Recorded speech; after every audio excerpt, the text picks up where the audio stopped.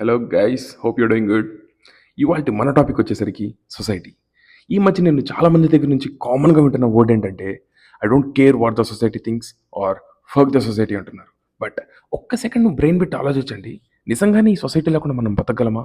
And చాలామంది ఈ పాయింట్లో డెఫినెట్గా కన్ఫ్యూజ్ అవుతుంటారు. సొసైటీతో బతకడానికి, సొసైటీతో కంపేర్ చేసుకొని బతకడానికి చాలా డిఫరెన్స్ ఉంది. సొసైటీతో బతకడం అంటే మన ఫ్యామిలీ, మన లవ్డ్ వన్స్, మన కోసం పనిచేసే వాళ్ళు, మనతో పనిచేసే వాళ్ళతో మనం హ్యాపీగా ఉంటూ వాళ్ళ మంచి చెడ్డలు చూసుకోవడమే సొసైటీతో బతకడం.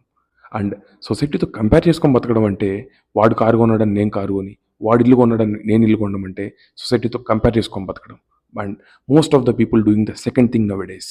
ఒకటికి 25కి వర్కౌట్ అయింది, ఇంకొకటికి 30కి అవ్వచ్చు, ఇంకొకటికి 35 అవ్వచ్చు, but for few people it even takes 50. But don't stop your హజిల్, because ఒక్కసారి కానీ మీరు మీ హజిలింగ్ ఆపేస్తే మీరు మీ వారిని డిక్లేర్ చేసినట్టే, మీ లూజ్ని మీరు డిక్లేర్ చేసిన వాళ్ళు అవుతారు. So don't stop hustling, keep working hard. మన విక్టరీ అనేది డెఫినెట్గా ఎక్కడో ఒక పాయింట్లో అనేది డిఫైన్ చేస్తుంటుంది. ఆ డెఫినేషన్ పాయింట్ అనేది మనం రీచ్ అయ్యేంత వరకు మనం ఆగద్దు, ఎవరితోటి కంపేర్ చేసుకోవద్దు. And be true with yourself. మీకు మీరు మాత్రం అబద్ధాలు చెప్పుకోకండి.